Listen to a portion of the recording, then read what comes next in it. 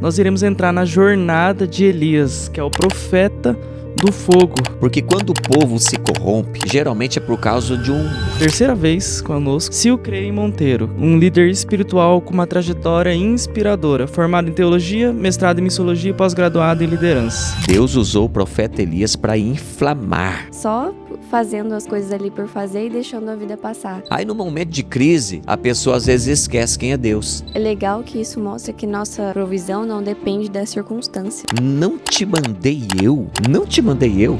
Esforça-te, tem bom ânimo. Na nossa empresa, a gente tem o Primeiro Reino, toda segunda-feira de manhã. Que o problema das coisas não serem boas é a ausência das pessoas boas de não fazerem nada. Você muda o teu comportamento e a partir de mudar o teu comportamento, você traz resultados. A gente diminui aquilo que Deus pode fazer, sendo que o impossível, na verdade, é o impossível para nós. Foi transladado, ou seja, ele não foi... Quando Jesus pergunta para os seus discípulos: e vocês? Quem vocês acham que eu sou? Aí falaram assim: uns dizem que o Senhor é profeta, outros dizem que o Senhor é Elias. Para toda Jezabel que levanta contra a liderança, contra a igreja, Deus tem sempre o espírito de Elias para confrontar. Obrigado, Jim, obrigado, Aline, sempre é um prazer estar aqui com vocês e eu espero de alguma forma compartilhar algo bíblico que venha edificar a fé de todos que estarão assistindo. Amém. Amém. Isso aí. Ó, nesse episódio, nós vamos passar por toda a trajetória de Elias, a história dele. E pontuei aqui por etapas, como que seria.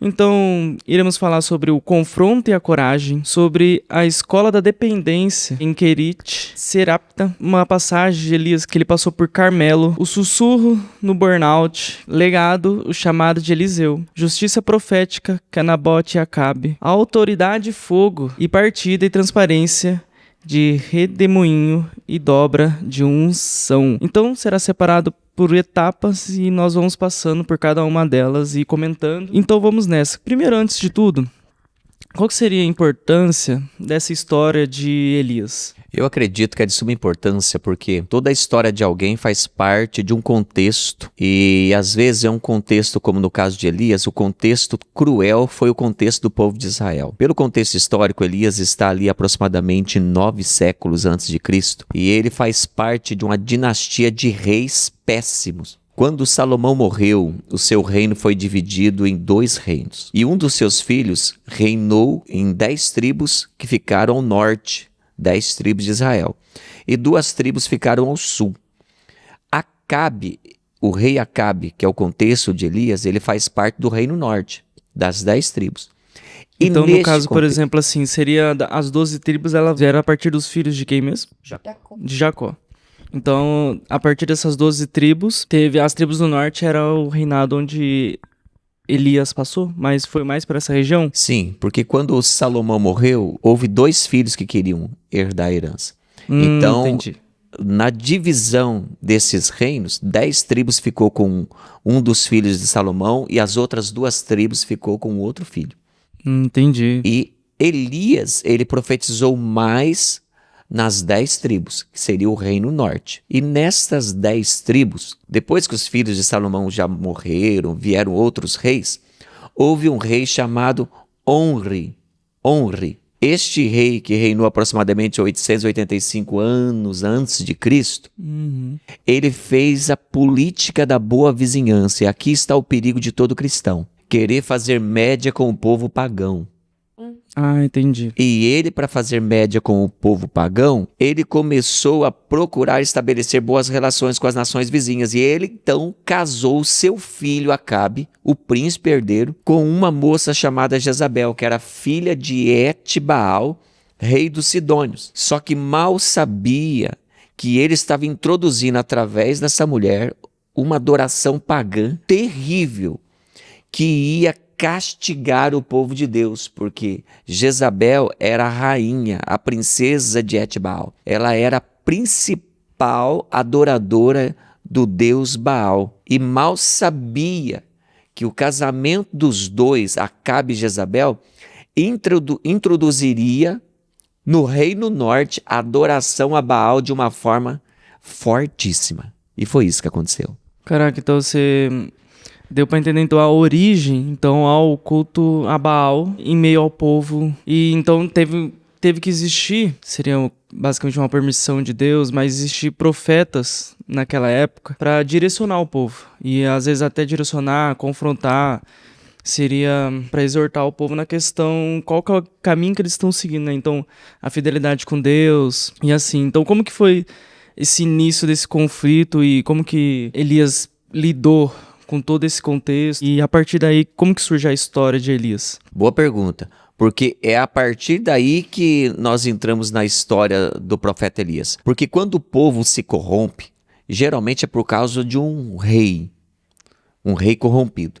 Então, como Acabe, ele se tornou rei no lugar do pai dele, junto com a rainha Jezabel, ele deixou que Jezabel viesse reinar. Acabe era um fantoche na mão da rainha Jezabel. Era um homem despreparado. Ele não governava a sua casa, era a rainha Jezabel. E ela implantou o que ela queria e o que ela sabia. E o seu contexto era um contexto pagão. Então ela trouxe consigo e colocou dentro da corte 450 profetas de Baal e mais 400 profetas de Azera. Então comiam diariamente, só no contexto de profetas, 850 profetas na mesa do rei Acabe e da rainha Jezabel diariamente, fora os demais. E tudo aquilo que dava certo era focado na bênção derramada através desse deus Baal. Ah, entendi. Então, por isso que Deus teve que levantar quem? Já que o rei não ouvia a Deus, já que os profetas não ouviam ao Senhor, os sacerdotes estavam corrompidos, Deus levantou Elias. Elias então surge, no livro de 1 Reis, capítulo 17, de Tesbila, Elias o tesbita, não sabe nem o contexto desse homem. Era alguém que vestia pele de animais e cinto, de couro, desprovido de nenhuma riqueza ou beleza ou formosura. Ele surgiu do nada com uma mensagem divina para retornar o povo de Deus à adoração a Javé ou a Yavé, ao Deus Todo-Poderoso. Exatamente. Cara, interessante. Tem alguma relação ou algum porquê que quando a gente lembra da história de Elias e lembra desse confronto que seria contra, principalmente aos profetas de Baal e ao outro ali, que era a outra parte da idolatria, que seriam os 400 profetas de Baal e os 400 de Azerá. Tem um porquê, assim, que as pessoas lembram mais de Baal do que Azerá? Em relação a esse confronto, essa disputa? Porque nessa época, os Baalins, eles eram mais fortes. Era o deus do momento. Porque para você ter uma base, você vai perceber que Deus começa a chamar a atenção do povo dele, confrontando os profetas de Baal.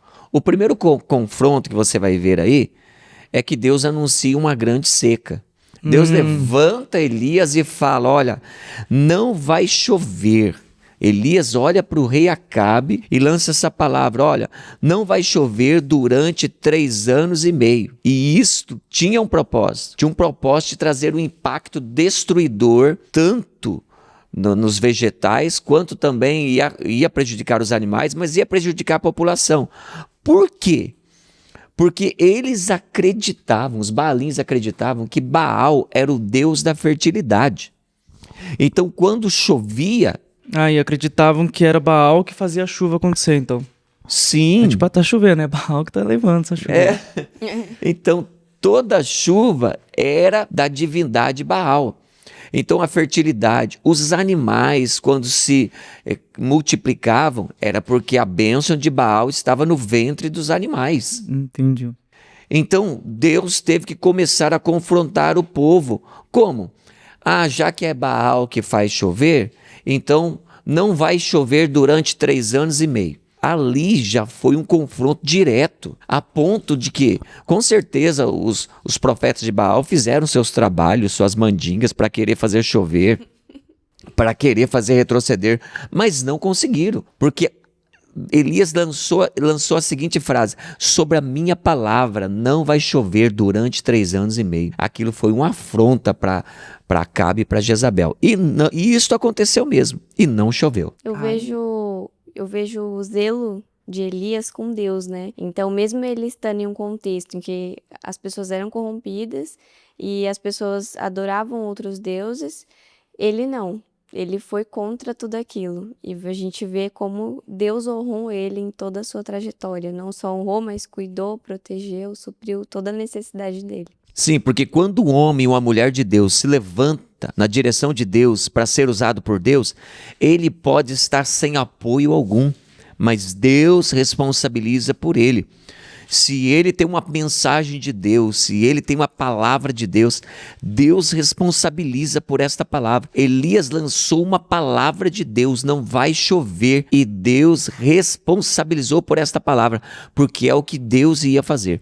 Note que até no Egito Deus já fez isso. As 10 pragas que houve no Egito, cada praga foi para destronar um deus da época. A última praga que Deus lançou no Egito foi a morte dos primogênitos. E quem era o deus egípcio? Era o faraó.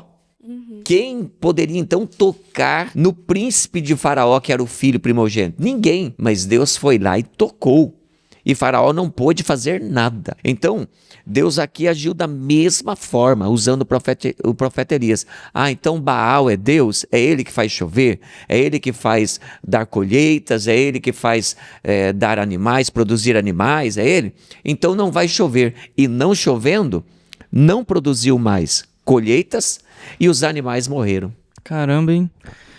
Então aí se inicia a primeira vontade de Deus e o primeiro confronto registrado que Elias confrontou o rei da época, né? Daí a partir daí levou 3 anos e meio a seca. Aconteceu alguma coisa durante esse período, desses 3 anos e meio? Sim, no período de seca, para aquele que obedece a Deus, Deus sempre tem uma provisão. Deus sempre tem um refúgio. Aí é onde Deus fala com Elias, está na hora de você refugiar, porque tem a hora do profeta aparecer, mas tem a hora também dele refugiar. E Deus mandou ele ir para um ribeiro de Querite. Mandou ele se refugiar nesse ribeiro. Agora, olha só que interessante. Enquanto o povo na capital estava passando sede e fome, Elias estava na beira de um riacho, bebendo água à vontade, e Deus enviava todos os dias, de manhã e à tarde, corvos para trazer pães e carne. Então, enquanto outros passavam necessidade, aquele que obedeceu a Deus, aquele que representou a Deus, ele era abastecido por Deus e, de certa forma, protegido e vivendo do melhor da terra da época. Cara, é interessante que se a gente fizer uma relação de uns versículos que é bem conhecido, ou que é o que eu mais gosto, que seria em Mateus 6,33, que seria buscar primeiro o reino de Deus, sua justiça, e as demais coisas serão acrescentadas, é dita em meio ao contexto, que esse foi uma parte onde Jesus estava falando lá no Sermão da Montanha. E ele estava falando sobre as pessoas que tinham fome, ou que não têm o que vestir, que eles não precisavam se preocupar com isso, tenham fome, sede ou o que vestir, daí você buscar primeiro o reino de Deus, que essas demais coisas serão acrescentadas. E é visto isso, como Deus supre, como Deus provê, né, em vários exemplos, mas nesse específico que a gente está comentando seria em Elias. Que mesmo ele, digamos, isolado, em um momento onde um contexto macro, que seria, por exemplo, um contexto macroeconômico ou o que está acontecendo naquela região, naquele governo, era um momento de dificuldade. E se tem seca, e principalmente naquela época se viviam de acordo com a plantação. Hoje a gente depende bastante disso, mas lá muito mais. Era um impacto muito direto da questão da chuva. Eles se sentiam basicamente do dia para noite, entre aspas. Hoje a gente vai sentir, pela questão de oferta e demanda, a gente sente daqui a alguns meses, se a gente começar a ter uma seca agora, né? E você vê que Deus supre nesses momentos a todos aqueles que são filhos dele, né? Você vai ver que hoje nós passamos pelo fato de termos muita acessibilidade a vários tipos de alimento, né? A enlatados, a pessoas que se alimentam por comprimidos, né? Suplementos. Sim. Suplementos. Então, mas naquele tempo não. Tomar um pauzinho ali, tomar um whey. Já era, né? Naquele tempo não, toma um soro na veia, né?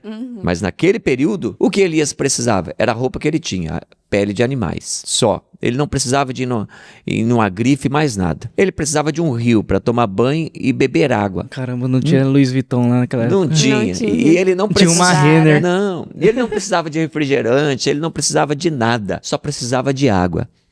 E ele não precisava de ter outros alimentos. O que ele precisava na época? Pão, que era o alimento base de todo judeu na época, e carne, indispensável. Somente isso era o suficiente. É o que Deus faz. Aquele que obedece, Jesus prometeu, igual você está falando aí, no Evangelho de Mateus, capítulo 6. Para todos aqueles que servem a Jesus, ele prometeu o que de comer e o que de beber e o que de vestir. Então você pode ver, todos aqueles que buscam o reino de Deus em primeiro lugar, todas as demais coisas são acrescentadas. Todas as demais coisas são o que comer, o que beber e o que vestir. Nunca falta nada para nós. Elias então recebe essa provisão porque ele serviu a Deus. E todas as vezes que nós servimos a Deus, em qualquer situação, Deus tem prazer de nos proteger, de nos ajudar, de nos amparar, porque todos aqueles que confiam no Senhor, Deus dá vitória para ele. Perfeito. É legal que isso mostra que nossa provisão não depende da circunstância, né? Mas depende de Deus porque a gente está servindo Ele. E isso mostra quão dependente nós somos de Deus. E nós devemos ser. E isso fala muito sobre a obediência. Exatamente. E até pra ele, por exemplo, essa semana, né, a gente estava na nossa empresa, a gente tem o primeiro reino toda segunda-feira de manhã. A gente sempre tem um momento assim que a gente junta toda a equipe e então tem muito ensinamento lá que todos compartilham entre si. E acontece que esse primeiro reino, nesse último que teve agora, nessa semana, a gente falou sobre as bênçãos por obediência. Então as bênçãos que Deus traz por nós sermos obedientes à vontade dele, ao propósito dele e ao que ele quer pra nós, pra nossa vida, né? E a gente vê o seguinte, pensa você com a pessoa que recebeu uma mensagem de Deus ou que precisa fazer algo que é o teu propósito, mas uma grande missão, você vai precisar confrontar um grande grupo. Se pensar toda a liderança nessa região da época, iria contra ao que Deus o chamou, ao que Deus chamou Elias para fazer. Então ele teve que se levantar, teve que ter essa coragem para estar de frente, confrontar. E a gente vê o seguinte, que a coragem, ela é contrária ao medo. Então toda vez que a gente tem medo, que é o medo de agir, é o medo do que vai acontecer, que é o medo do futuro, a gente sempre sente o medo, só que a diferença de quem, apesar do medo, age, é esse fato dessa coragem, que se a gente pensar, Deus pede a nós que nós sejamos fortes e corajosos, então ele pede isso a nós. É basicamente assim como no momento em que Deus estivesse falando com Elias, ele entregou isso aqui para Elias e falou, vai lá pro rei e entrega isso aqui. E eu peço para você ser forte e corajoso, mas é para você ir. Então ele pediu, seja forte e corajoso e vai lá e entrega. Eu vejo também, puxando isso que ele falou, sobre a questão de ouvir Deus. Então, será que nós estamos ouvindo a Deus, dando espaço para ouvir a Deus, para obedecer aquilo que Ele pediu para a gente fazer? Porque às vezes a gente está tão na correria que a gente não tem nem sensibilidade para ouvir a voz de Deus. E a gente acaba só fazendo as coisas ali por fazer e deixando a vida passar. E quando a gente vê, a gente não está no centro da vontade nem no propósito que Deus tem para nós. E eu vejo Elias sendo bem sensível ao que o Senhor falou para ele fazer. Toda a Bíblia Sagrada você vai ver que Deus chama pessoas desde criança a velhos. Mas uma coisa, todos que são chamados por Deus têm que ter, coragem, para obedecer aquilo que Deus manda. Neste caso, Deus usou o profeta Elias para inflamar, para trazer o caos naquilo que estava tudo já certo na cabeça de Acabe e Jezabel. Para eles já estavam tudo certo. Deus vai lá e faz Elias trazer uma bomba no meio da nação. Aí solta uma bomba, durante 3 anos e 6 meses, recua Elias, faz ele desaparecer. A Bíblia vai contar que quando Elias estava ali no ribeiro, o ribeiro secou, daí Deus fala com ele, agora saia do ribeiro e vai para Sarepta. Lá em Sarepta, vai atrás de uma viúva. Agora olha o contexto de Deus que nós temos que seguir. O profeta que confronta o rei, de repente, tem que agora pedir ajuda na casa de uma viúva. A viúva era a pessoa mais simples, mais humilde da sociedade da época. Era o ser mais simples que tinha. Então chega o profeta, o ápice, pedir ajuda para aquela pessoa que era mais simples. É o que Deus faz. É porque como se na época, seria pela cultura, eles já excluíam essa pessoa, né? Era mal visto ser viúva nesse caso aí, né? E o pior que era viúva pobre. Então a Bíblia diz que quando Elias encontrou ela, ela estava catando gravetos para fazer o pouquinho de farinha que ela tinha e o azeite para fazer o último bolo para ela e o filho dela comerem e morrerem. Mas olha que interessante, quando chega o homem de Deus na vida de alguém enviado por Deus, Por mais que o contexto é de morte, se torna um contexto de vida. Por mais que o contexto é de pobreza, se torna um contexto de providência e prosperidade. Por mais que um contexto de doença, porque o filho dela depois vai morrer, mas com o homem de Deus lá dentro, o filho reviveu.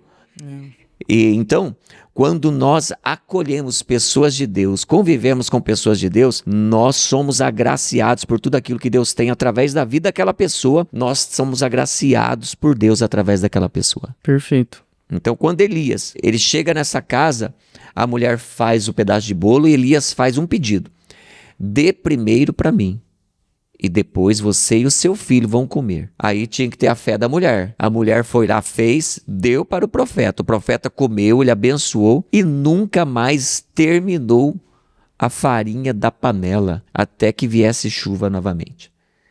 Você imagina a fé da mulher? Exatamente, a bênção é por obediência. Isso dá pra aprender muito sobre a provisão de Deus, né? Que é uma das coisas que a gente falou sobre a bênção da obediência. Ela foi obediente ao homem de Deus, o orientou. E ela teve que ter a fé ali na questão de realmente fazer aquilo que o homem ali pediu, Elias no caso pediu. E ela foi abençoada por essa obediência. Mas, mesmo assim, ela sendo abençoada, a Bíblia diz que o filho adoeceu e morreu. Exatamente. Aí, no momento de crise, a pessoa às vezes esquece quem é Deus. Porque ela foi atrás de Elias e confrontou ele. O que eu te fiz? Por que você fez isso com o meu filho? Que mal você trouxe para minha casa? Olha o perigo da pessoa que não tem a fé alicerçada no Senhor. Porque assim, quando as coisas estão bem, louvado seja Deus. Quando as coisas que a gente não espera acontecem, por que Deus? O que eu fiz? Tem pessoas que desviam, tem pessoas que afastam da igreja, principalmente na dor de um luto, numa doença, em algo terrível, sempre projeta para Deus e fica questionando por quê. Mas eu fico vendo um homem como Jó, que a própria mulher falou: amaldiçoa teu Deus e morra. E Jó falou para ela: não, nu eu vim do ventre da minha mãe e para lá voltarei. O Senhor, né? Bendito seja o nome do Senhor em todas as áreas. Bendito seja o nome do Senhor em todas as áreas. É o nosso comportamento como cristão. Mas a Bíblia diz que mesmo assim, Elias olhou para o menino, foi lá, né? E orou fervorosamente, deitou em cima do menino 3 vezes e o menino voltou até a vida. Cara, é interessante que em meio à escassez, porque ela vivia uma vida de escassez, isso a gente percebe que quando há uma falta de recurso, a pessoa em si, quando nós temos uma falta de recurso, a gente perde um foco, a gente perde a criatividade, a gente se sente ali desanimado, ou seja, você perde as forças realmente, né? E até por isso, nesse momento assim, de escassez que acontece, a gente tem ciclos, a vida é uma senoide, ela tem ciclos de alta e baixa, mas é nesses momentos onde a sua fé é testada nesses momentos. O fato de você estar exercendo no teu cérebro uma oração, um boot, concentrando, ele traz a questão da esperança e ela amplia essa resiliência sua, a questão emocional. Porque mesmo apesar das dificuldades, o fato de você estar alicerçado numa base forte, que é algo que você tem um conhecimento que aquilo é muito mais forte do que você, e isso faz com que você tenha essa esperança, você mesmo passando por essas dificuldades, você emocionalmente se sente forte. Interessante como o cérebro age nesses momentos, que mesmo assim você tendo escassez de recurso, mesmo você às vezes tendo algum problema de saúde, mesmo você às vezes passando por um mal terrível nas suas áreas da sua vida, você tendo a sua identidade assim ativada, você reconhecendo qual que é o teu propósito, o teu chamado, e você tendo aquela fé, isso traz essa esperança, isso traz esse ânimo, essa coragem, porque exatamente a gente vê que na vida, como a coragem ela é contrária ao medo, nesses momentos a gente pode ter medo, que daí o medo traz essa dúvida, pelo medo do que vai acontecer, pelo medo do que você não sabe o que está acontecendo, ou pelo medo de que algo te abandonou. Mas como devemos lidar? Devemos lidar dessa forma, que a resiliência é a nossa força para continuar seguindo, apesar das circunstâncias e das condições. Essa coragem é de continuar enfrentando os problemas da vida, que tomando atitude nas coisas que está acontecendo, que não é difícil, não é fácil. Mas é algo que ele nos pede e isso fortalece a nossa fé, né? Falou tudo, né? Falou tudo. Você pode observar que todos os homens de Deus, como Josué, capítulo 1, versículo 9. Deus fala e ainda reforça, ele retorna a falar. Não te mandei eu? Não te mandei eu? Esforça-te. Tem bom ânimo. Ele repetiu 2 vezes. Então o que Deus precisa são de pessoas assim, que se esforçam, que não retrocedem, porque as impossibilidades são detalhes para Deus vencê-las. Não são nada. Não são nada. E nós temos que prosseguir. O fato de nós prosseguirmos faz com que as muralhas caem, faz com que o mar se abre, faz com que se caminhe sobre as águas, faz com que aquilo que se torna impossível se torne algo para glorificar a Deus com milagres. Então é importante que o homem e a mulher de Deus permaneçam. Eu acho legal isso que vocês falaram, porque às vezes no nosso momento de dificuldade, a gente coloca Deus como tão pequeno, a gente diminui aquilo que Deus pode fazer, sendo que o impossível, na verdade, é o impossível para nós, porque isso não existe para Deus.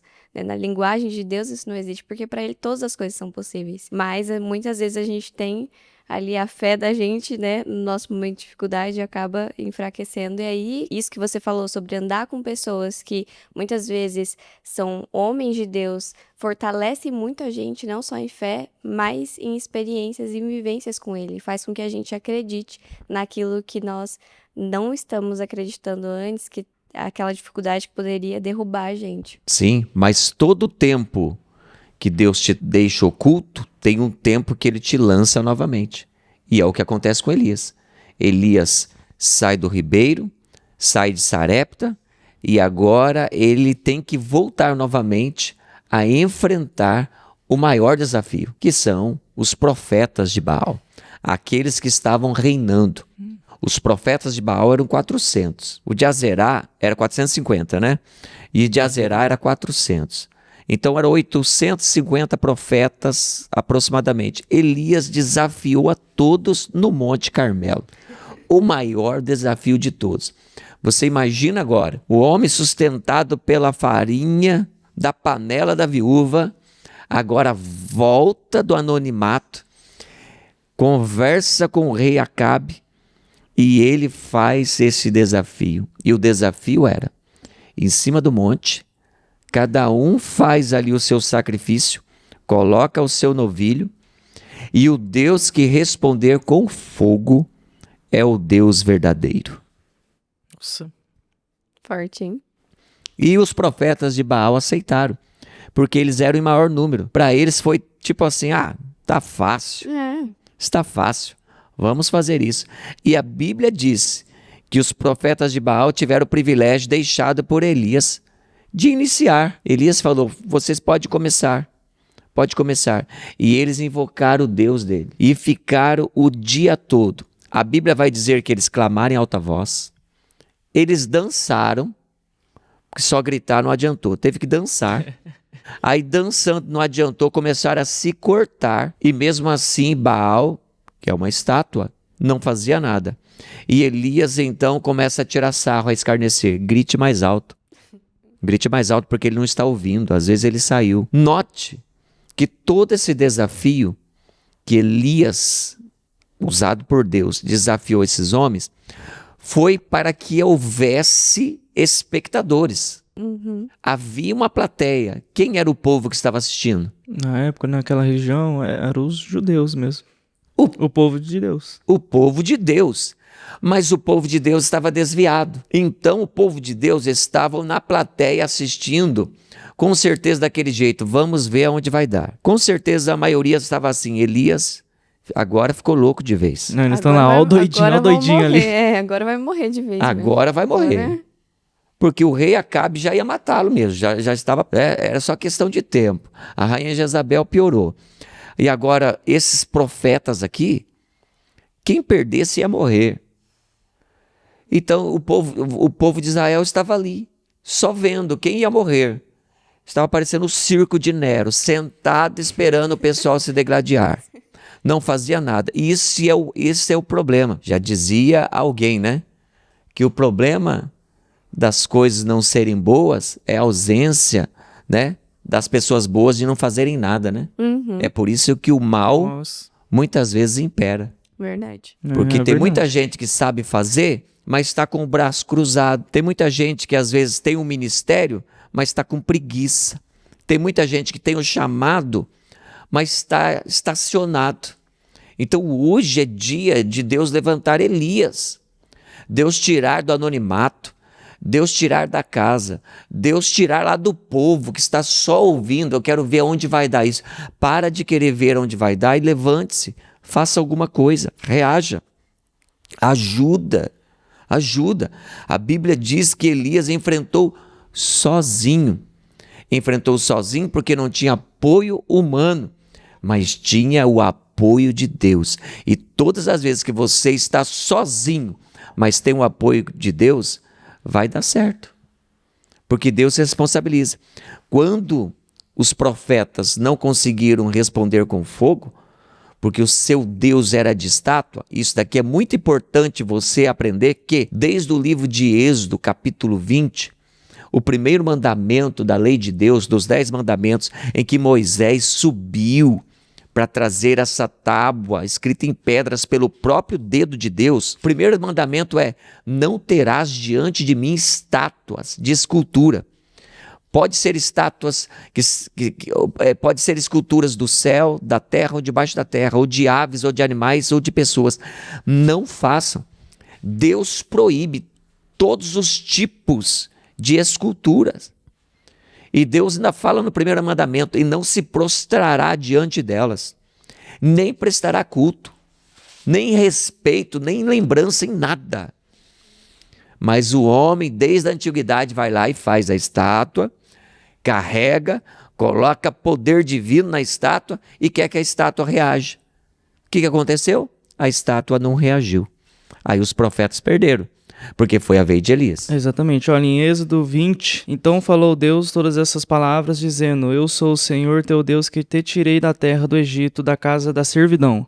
Não terás outros deuses diante de mim, não farás para ti imagem de escultura, nem alguma semelhança do que há em cima nos céus, nem debaixo da terra, nem nas águas, nem debaixo da terra. Não encurvarás a elas, nem as servirás.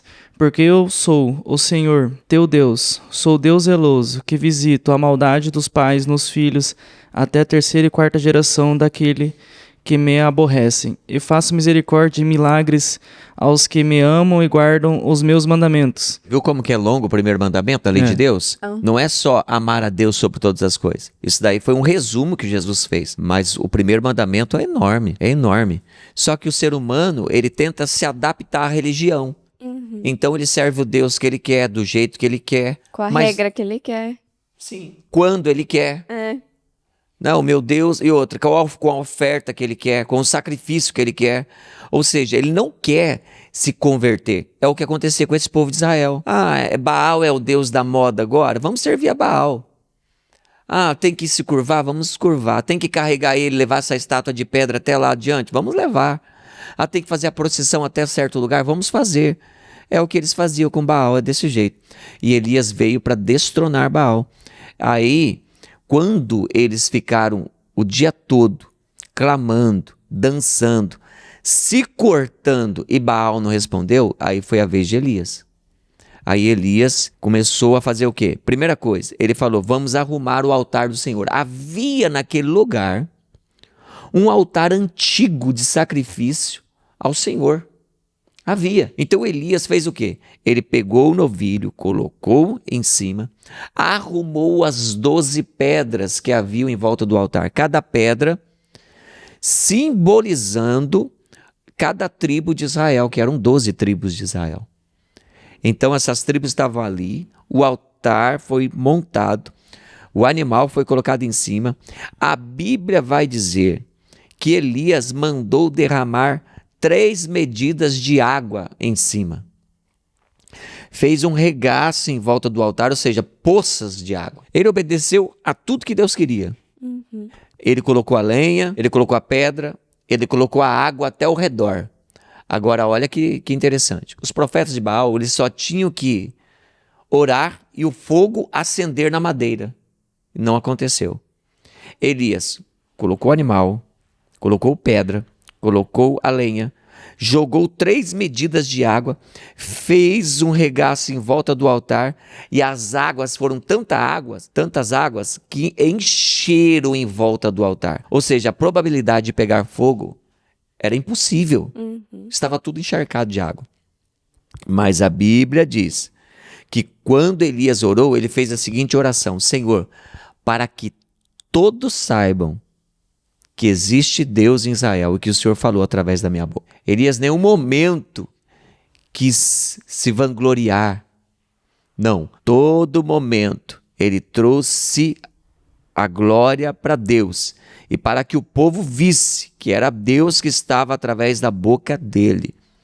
Então ele falou: desça fogo do céu. Ele não precisou gritar, clamar, espernear. No mesmo momento, a Bíblia diz que Deus atendeu o seu pedido e o fogo desceu. O fogo não subiu, porque o fogo não teria que pegar na lenha primeiro? O fogo desceu, começou de cima, consumiu a carne, consumiu a lenha, consumiu a pedra, consumiu as águas do regaço, consumiu tudo. O fogo veio de cima para baixo e consumiu tudo. Quando este fogo consumiu tudo, aí o povo gritou o quê? Só o Senhor é Deus. Só o Senhor é Deus. E isso é muito importante, porque o povo que estava ali, apóstata, não querendo se envolver, de repente a fé aflorou. De repente voltou aquela fé. O propósito de Deus havia se iniciado. Resgatar o povo dele. Então, quando a fé do povo voltou, o que aconteceu com os profetas de Baal? Eles ficaram com medo. Aí Elias pegou e disse: olha, lançai a mão sobre os profetas, peguem todos. Quem pegou os profetas? O povo. O povo que até então era dominado pelos profetas, caíram as escamas dos olhos, voltaram a ter a fé em Deus, porque foi o Deus que respondeu com fogo. Pegaram os profetas de Baal, e a Bíblia diz que Elias e este povo exterminaram todos os profetas naquele dia. Porque aquilo que não pertence a Deus, todo mal que não pertence a Deus tem que ser cortado pela raiz. O povo de Deus perece porque às vezes vai deixando ramificações, vai deixando coisas como nada a ver, nem tanto. É muito radicalismo. E vai deixando coisinhas entrarem, e essas coisinhas vão fazendo com que vai havendo um ceticismo religioso. Vai havendo aí outras seitas entrando no meio, e a pessoa vai pensando assim: ah não, mas para que ser tão radical assim? Será que Deus leva em conta? Deus leva. Deus leva em conta. Então o povo só viu o milagre quando Elias arrumou o altar. Elias tinha vida com Deus e foi através de Elias, não foi através de nenhum outro. Então você quer ver Deus agir na sua vida? Purifique-se, consagre-se, santifique-se. Porque quanto mais nós vivemos para o Senhor, quanto mais nós obedecemos aquilo que Deus tem para a nossa vida, mais Deus vai agir com poder através de nós. E tudo aquilo que não pertence a Deus, como esses profetas, tem que ser exterminado, tem que ser tirado. Porque aquilo que não edifica, atrapalha. Não é sobre fazer o fogo cair do céu, mas é sobre você reerguer o altar de Deus. Seja a prioridade, é o foco, é o primeiro reino. Então é a sua primícia. Um aprendizado aí dessa parte seria que, assim como o povo, eles se acostumaram com aquele ambiente, ou eles estivessem cegos com qual que era a prioridade deles, se era Deus, e tudo bem se tiver outros no meio de nós, mas é que a partir do momento onde eles colocaram como prioridade Deus, que ia falar: nossa, essa aqui que era a nossa fé, ou é a nossa fé. É basicamente ali onde você tem uma virada de chave, ou você tem uma ativação da sua identidade. Na hora que você ativa sua identidade, você tem mais clareza, as escamas caem, você tem mais visão. Ou seja, você toma melhores decisões, porque a partir dessa sua identidade, você muda o teu comportamento, e a partir de mudar o teu comportamento, você traz resultados. Assim como o povo, eles tiveram uma ativação de identidade naquele momento onde teve um grande impacto emocional, que foi o que aconteceu a partir de Deus, fez naquele momento ali com Elias. É um grande impacto emocional e isso afetou todos ao redor que viram aquilo lá, eles tiveram uma ativação de identidade nesse grande impacto emocional. E eles tomaram atitude, que mudaram o comportamento deles.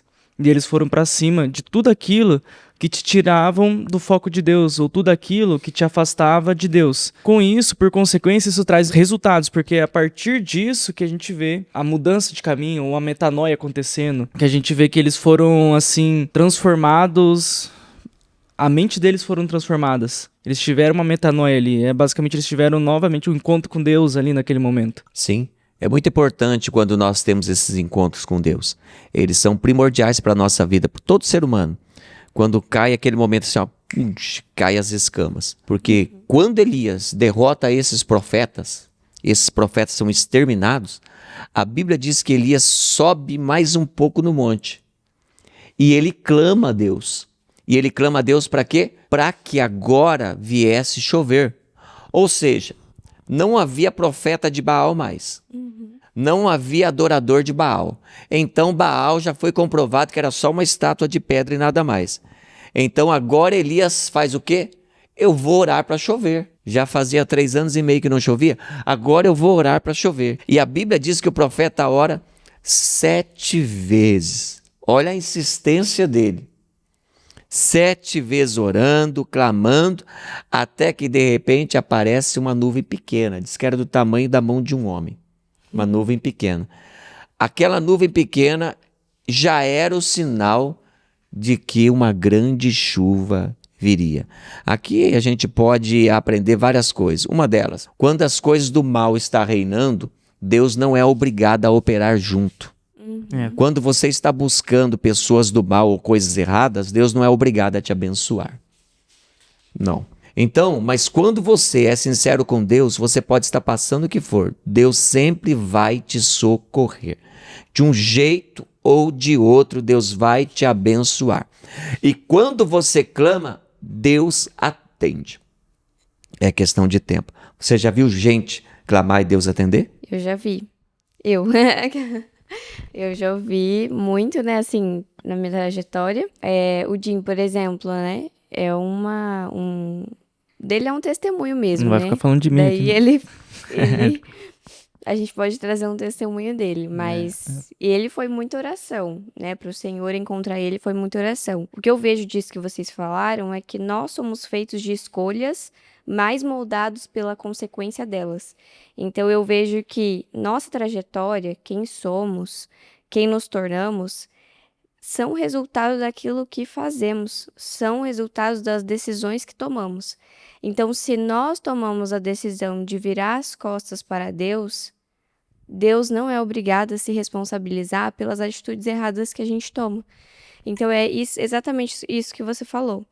Toda escolha, ela gera uma consequência, que é a lei do plantio e da colheita, né, que já dizia na Bíblia. Então, são elas que nos ensinam, nos lapidam, nos fortalecem e transformam o nosso caráter.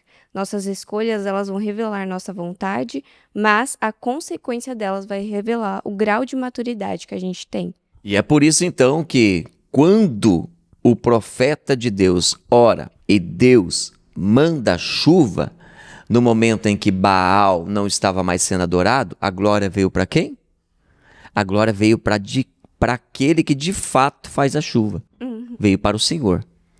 E quando esta chuva vem, todo mundo fica feliz. Mas o problema não foi a chuva vir. Isso daí foi maravilhoso. Acabe ficou feliz, todo mundo ficou feliz. O problema foi a morte dos profetas de Baal. Porque toda ação tem uma reação. Então, quando Elias derrota os profetas e extermina todos, a notícia chegou até Jezabel. E nós sabemos que Acabe era um rei fantoche, mas Jezabel era uma rainha terrível. E ela fez o quê? Ameaçou Elias. Ela disse que eu vou matar ele. Eu vou matar. Eu vou matar Elias. Então começa uma perseguição na vida de Elias. Agora aqui eu chamo a atenção. Por quê? Elias enfrentou 850 profetas, homens malignos, mas fugiu de uma mulher. Uhum. Por Ixi. quê? Olha. Eu não sei se ele já estava no ápice do seu momento de estresse, do seu momento, né, de esgotamento físico, emocional, psicológico. Eu não sei. Mas eu sei que ele fugiu para o deserto de Berseba. Ele fugiu. E ele, dentro de si, pensava que ele era o único homem de Deus que ainda servia ao Senhor como profeta. E ele se refugiou numa caverna. Ficou escondido. A Bíblia diz que ele estava exausto, desanimado e ficou debaixo de uma árvore e pediu para morrer. Ele ficou lá sentado, derrotado, sozinho, porque o homem e a mulher de Deus têm também os seus limites. Sente cansaço, Uhum. sente a fadiga da vida, sente a labuta. Não é fácil. Então Elias fez isso. Só que a hora que ele pediu a morte, Deus foi lá e passou a mão na cabeça dele? Não existe na Bíblia um homem ou uma mulher que Deus vai lá e fica passando a mão na cabeça. Você é uma coitadinha, você é um coitadinho. Não. Deus vai lá e envia um anjo para confortá-lo e para direcioná-lo e para repreendê-lo. Deus não foi lá para falar, não, Elias, tadinho, não. Deus foi lá, através de um anjo novamente, enviou água, enviou pão, deixou Elias beber e comer e dormir, a sonoterapia. Deixou ele comer, beber e dormir. Porque todas as vezes que nós passamos por momentos, às vezes, de estresse, Deus permite aquele tempo, né? De nós pararmos, esperarmos, revigorarmos a nossa força. E Elias, nesse momento de fraqueza e de desânimo, Deus foi lá e preparou para ele um momento de descanso. Mas depois que ele teve esse momento de descanso, o anjo falou com ele, agora está na hora de você levantar. Você já está revigorado. Retorne à sua jornada novamente. A Bíblia diz que aquilo que ele se alimentou, ele caminhou por 40 dias até o Monte Horebe. E lá ele teve um encontro com Deus e renovou a sua missão como profeta. Então é importante isto. O homem e a mulher de Deus têm o seu cansaço, tem o seu momento que ele não está muito lá em cima, né, no ápice. Tem um momento que ele tem que se refugiar, ficar quieto, tem. Mas é neste momento que Deus vai lá e fortalece a gente. Esse foi um momento assim de burnout de Elias, que é uma grande exaustão que você tem. Trazendo para a atualidade, a gente vê assim que pelo fato de tantas coisas que hoje tem, além de assim de para se fazer distrações, assim como o celular nosso, ele nos trouxe muita assim produtividade, acelera bastante nossas coisas, mas basicamente antes do celular o seu trabalho era só quando você saía de casa e ia para a empresa. Hoje, o seu trabalho você carrega com você junto no bolso, na tua mão. A todo momento, assim, basicamente você tá trabalhando. Então, você vê que o burnout é essa grande exaustão. Por você estar fazendo tanta coisa, você deixa de lado, às vezes, a tua saúde, ou o teu descanso, teu sono, a tua alimentação. Esse e outros são motivos assim, ou são causas que te trazem essa grande exaustão. E daí, vendo essa história de Elias, ele é uma das maneiras que a gente vê um exemplo de como a gente pode lidar com esse burnout, com esse grande estresse, essa exaustão, com essa grande exaustão. Sim. E todo momento de grande exaustão tem um Deus que vem te dar uma força além.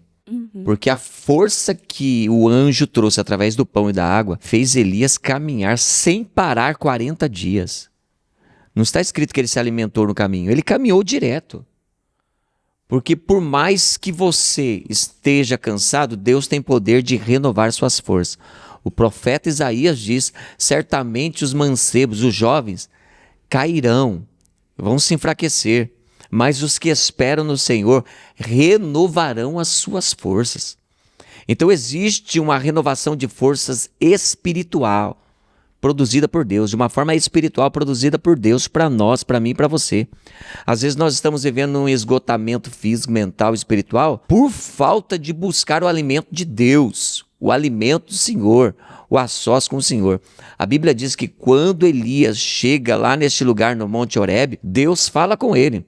Deus fala com ele através de fogo, através de terremoto, Mas o mais importante que Deus conclui o pensamento de falar com ele foi através de uma brisa. Aí Deus dá a revelação para Elias. Mas preste atenção, se Elias fica naquela caverna, lá naquela caverna Deus não ia falar com ele. Ele teve que caminhar até o outro lugar, o Monte Horebe. Lá Deus ia entregar o próximo passo. Existem etapas na vida de um homem de Deus. Olha Elias, passou pela etapa de confrontar o rei, falando que não ia chover, depois de ficar no ribeiro, depois de caminhar até a casa de uma viúva, depois de voltar até o Monte Carmelo, enfrentar os profetas, depois de subir em cima do monte, orar por chuva, depois de descer e até uma caverna e fugir, depois sair daquela caverna e até o Monte Horebe para receber a voz de Deus. Então a voz de Deus, o propósito de Deus tem a ver também com a geografia dele. Se você e eu não estivermos onde Deus quer que nós venhamos estar, não tem como dar seguimento ao próximo passo, a próxima obra que ele tem na sua vida. E lá neste lugar, no Monte Horebe, a Bíblia diz que Deus falou com ele: olha, você vai ungir a rei da Síria, uma pessoa, né, Hazael, você vai ungir a rei de Israel, Jeú, e você vai ungir no seu lugar o profeta Eliseu. Opa! Peraí, geralmente os profetas eram sucedidos pelos seus ajudantes. Elias tinha um ajudante, só que Deus mencionou o nome de alguém que não estava nem na escola de profetas, Eliseu. Alguém que estava lá na agricultura com 12 juntas de bois arando terra. Ou seja, os escolhidos de Deus nem sempre estão lá no seminário. Nem sempre são aqueles que estão, né, se preparando teologicamente e tal. Não, às vezes Deus tem obra na vida de alguém de uma forma peculiar, porque Deus conhece o coração. Deus é aquele que escolhe Davi, não escolheu Eliabe. É verdade.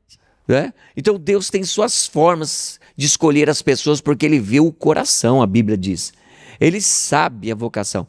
Então, enquanto Elias estava pensando lá na caverna que tudo estava terminado, depois que ele caminhou 40 dias, Deus abriu o horizonte para ele. Não, você vai ungir lá na Síria ainda um rei, aí você vai ungir aqui em Israel um outro rei, e você, antes de entregar o seu ministério profético, você vai colocar um outro no seu lugar.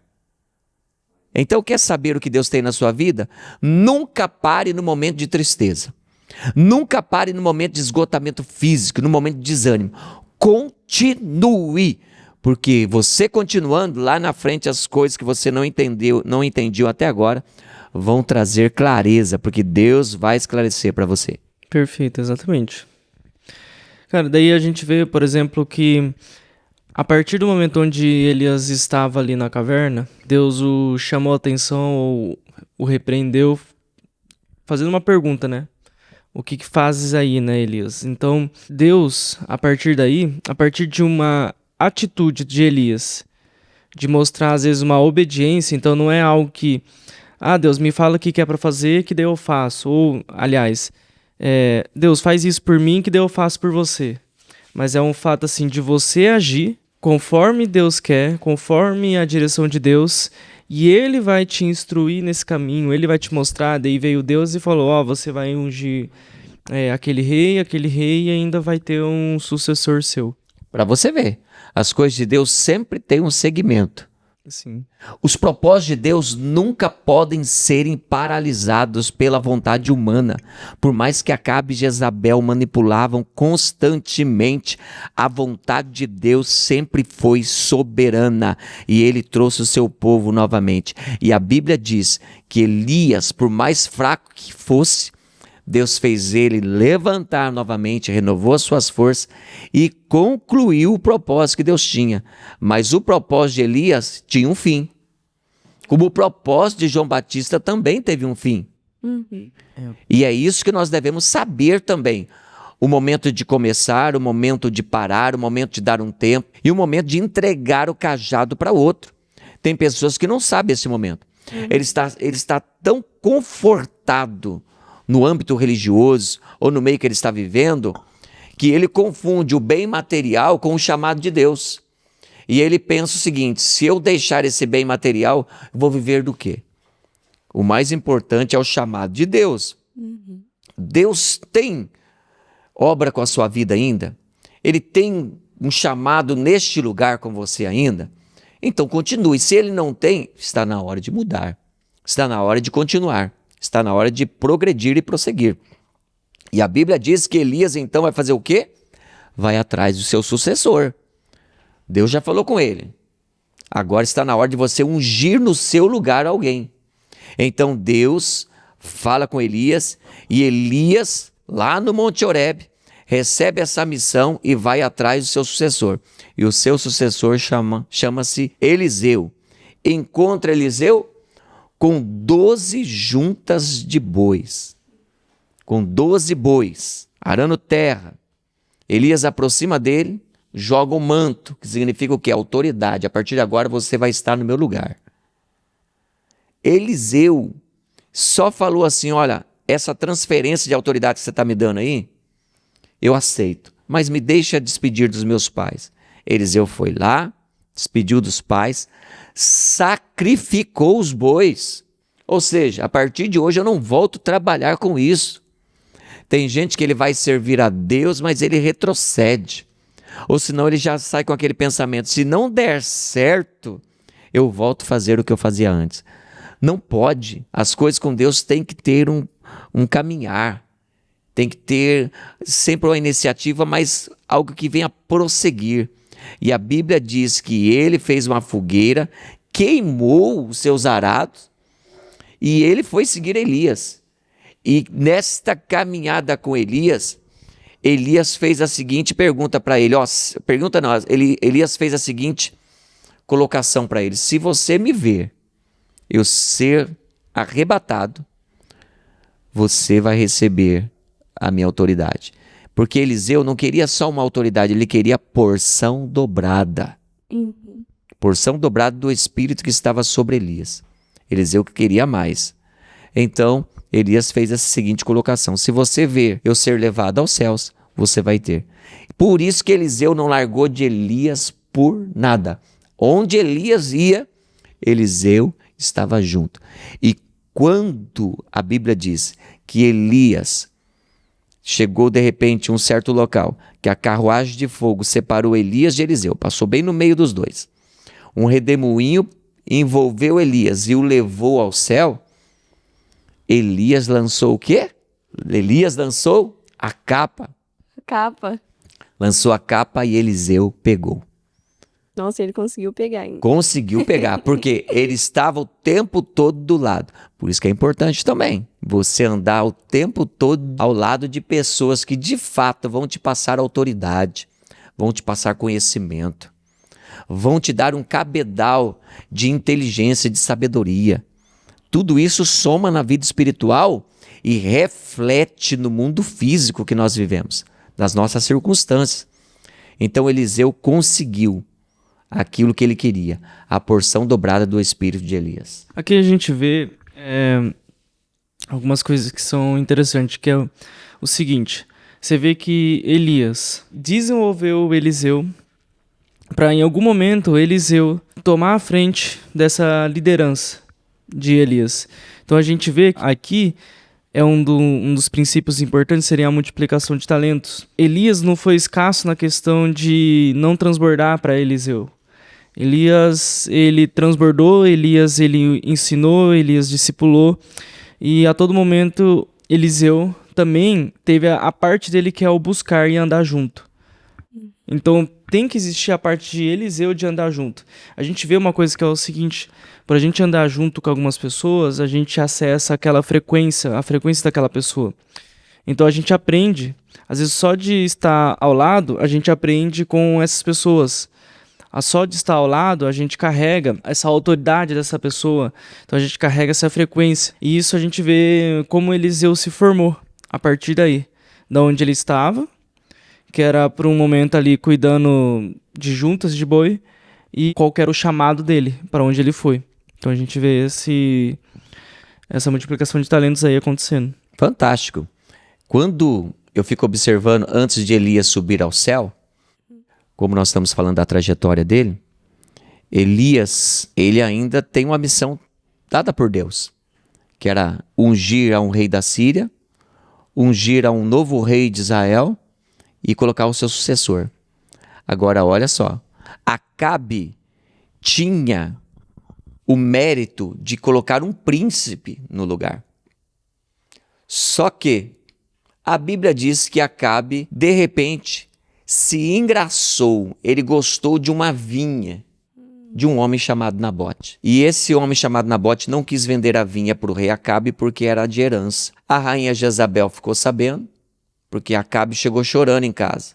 Olha aí o homem. Olha que homem. Aí a rainha falou, mas você é rei, eu sou rainha, eu vou te dar. Ela foi lá e fez uma injustiça. Ela pagou 2 homens maus para blasfemarem contra Nabote. E Nabote foi apedrejado injustamente. Só que esta enganação de Jezabel e de Acabe, essa mentira, fez com que Acabe possuísse a vinha.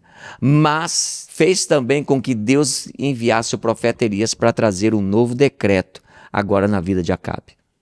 Na vida de Acabe, nenhum descendente dele ia continuar no reinado. Seriam exterminados. Na vida de Jezabel, assim como ela matou de uma forma cruel a Nabote, ela seria morta também. A morte dela seria junto ao muro de Jezreel, em que a carruagem iria passar em cima dela, esmagá-la com os cavalos, e os cães iriam lamber o seu sangue e comer algumas partes do seu corpo. E isto se cumpriu. Tudo porque eles foram atrás de uma vinha. Poderia ter deixado quieto, né? Sabe, às vezes a gente pensa assim, não, tal pessoa não tem problema, ninguém vai ver, ninguém está vendo. Ah, coitadinho, está sendo desapropriado. Oh, coitadinha, né? E tantas coisas que acontecem para o pobre. Deus está assistindo tudo. E tudo tem uma consequência. A Bíblia diz que Deus é o Deus dos órfãos e das viúvas. Ele assiste o órfão e a viúva. Você pode perceber que todo órfão que quer vencer na vida, ele consegue. Verdade. Deus dá a ele resultados, meios, métodos, caminhos para ele vencer. Todos que querem vencer. Nós trabalhamos às vezes em casas de dependentes químicos, né? Clínicas de recuperação. E nós vimos as pessoas que entram lá e querem vencer, elas conseguem sair. Elas conseguem sair. As pessoas que estão na rua, que nós trabalhamos, aquelas que querem sair da rua, Deus dá graça e elas conseguem. Pessoas de orfanato, aqueles que querem vencer, olha cada testemunho lindo que tem. Deus dá graça ao humilde e Ele exalta aquele que não tem nenhum vigor. Deus faz o necessitado se levantar e se assentar com príncipes, diz a palavra. Eu acho legal porque a lógica de Deus é muito diferente da nossa. Então, às vezes, Deus escolhe alguém para algo grande e as pessoas não entendem por quê. Mas como essa pessoa, igual você falou, né? Eliseu foi achado lá com os boi, né? Então, é exatamente isso, porque a lógica de Deus é muito diferente da nossa. Eu vejo que, na questão que vocês falaram mesmo, que Elias passou ensinando ali constantemente Eliseu, eu vejo outra coisa também. O discipulado, ele é constante. Então, às vezes, a gente acha que a gente sabe demais. E, na verdade, não. A gente aprende algo novo todos os dias. E aí eu vejo também o que você falou sobre pessoas, né? A questão da rainha. O rei já casou errado. Então, às vezes, um casamento errado já destrói muitas coisas. Então, eu vejo que não só o casamento, mas as pessoas que a gente se relaciona na nossa vida, a gente tem que tomar muito cuidado, porque tem acesso que a gente não pode deixar essas pessoas acessarem. E essas pessoas, muitas vezes, que não devem estar no seu ciclo, faz você desviar da rota completamente. E é isso que a gente tem que tomar cuidado. Quem erra no recrutamento e seleção, ele tem que gastar mais energia no treinamento.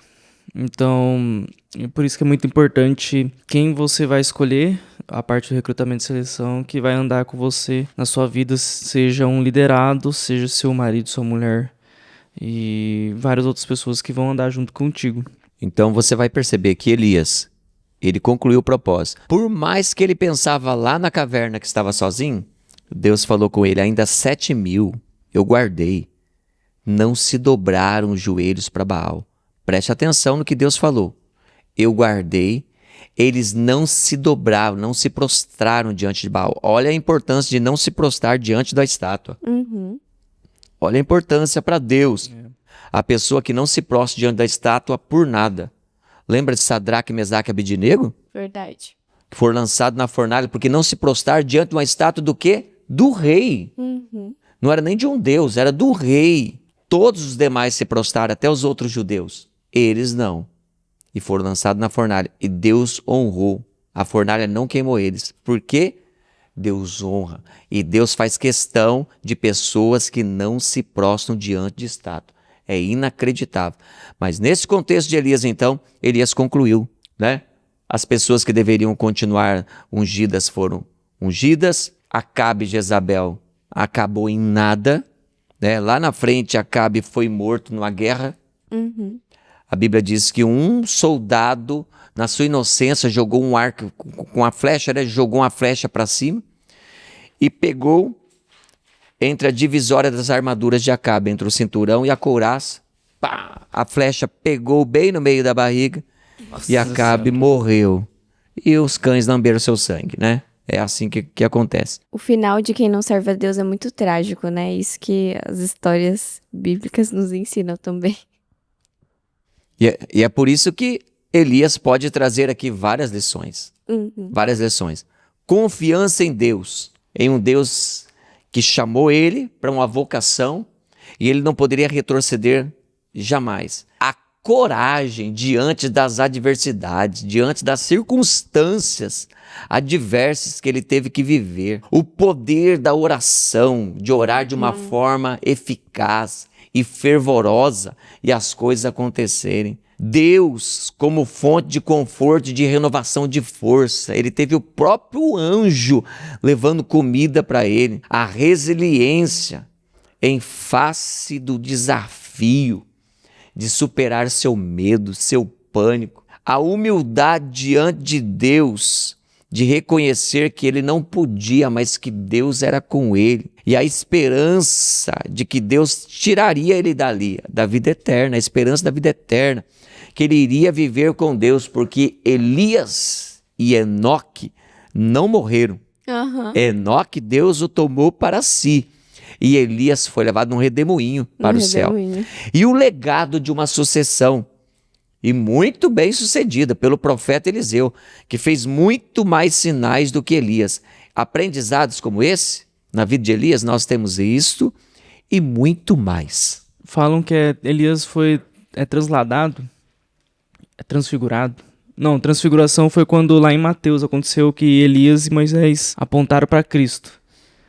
Até contando um pouco desse episódio, o que aconteceu? Porque Elias foi, nesse momento, no redemoinho, foi transladado, ou seja, ele não foi morto. Então, assim, até onde vai o nosso conhecimento, para onde que ele foi, ou como que foi isso, né, nessa questão assim, de que ele não foi morto. Depois ainda tem o episódio lá na frente, onde ele é transfigurado e aparece Elias e Moisés apontando para Cristo, que foi registrado lá em Mateus. É assim, o profeta Malaquias no capítulo 4, versículos 5 e 6 diz: Deus enviará o profeta Elias antes do grande e terrível dia do Senhor, para reconciliar os corações dos pais e filhos, evitando assim a maldição da terra. Então, ou seja, já havia essa profecia no Antigo Testamento. Por mais que Elias foi levado aos céus, havia essa profecia que Deus enviaria Elias. E de repente, quando veio João Batista, já havia uma especulação. João Batista pregando, o pessoal já perguntava: será que você é Elias? Você é o Messias? Aí João Batista falava: não, eu sou apenas uma cana trilhada. Eu sou a voz do que clama no deserto. Estou preparando o caminho do Senhor. Mas quando Jesus pergunta para os seus discípulos: e vocês, quem vocês acham que eu sou? Aí falaram assim: uns dizem que o Senhor é profeta, outros dizem que o Senhor é Elias. Então havia já essa especulação e essa espera de que o profeta Elias iria retornar. Aí de repente, João Batista morreu, Jesus continuou, lá no Monte da Transfiguração, aparece para conversar com Jesus Moisés e Elias. Os dois aparecem. E Pedro ficou lá naquele dia, né? Senhor, que maravilha, vamos fazer uma cabana aqui para vocês, né? E Elias e Moisés vieram conversar com Jesus concernente o que ele teria que passar. Vieram prepará-lo. Entendi. Né? Mas então já havia esta profecia. Então todas as vezes que levante alguém, a Bíblia vai dizer que sempre quando Deus levanta alguém, há sempre uma especulação de dizer o quê? Ah, é Moisés e Elias. Aí lá no livro de Apocalipse vai dizer também, Apocalipse capítulo 11, que vai ter 2 testemunhas. E essas 2 testemunhas são Elias, Moisés. Então também há uma especulação de Apocalipse também, no livro de Apocalipse, de Elias e Moisés. Tá ok? Então sempre Elias está no meio. É verdade. Elias não causou só o caos lá para os profetas de Baal, não. Ele Tá em vai vários continuar textos. trazendo, né? Porque ele é o profeta que confronta mesmo o pecado, que confronta as coisas erradas, que confronta Jezabel. E você vai notar que uma das cartas de João para as igrejas de Apocalipse, ele vai confrontar o espírito de Jezabel dentro da igreja. Verdade. E ele vai anunciar também que o profeta Elias vai aparecer. Então fique esperto, né? Para toda Jezabel que levanta contra a liderança, contra a igreja, Deus tem sempre o espírito de Elias para confrontá-lo. Ô, glória. Exatamente. Gostei Exatamente. Mas perfeito. Bom, se esse episódio te inspirou ou se trouxe algum momento assim de reflexão, de força e coragem, para mais episódios como esse, curta, compartilha, comenta, fala aí com nós, manda mensagem pra gente. Um grande abraço, pessoal, e até o próximo episódio. Falou!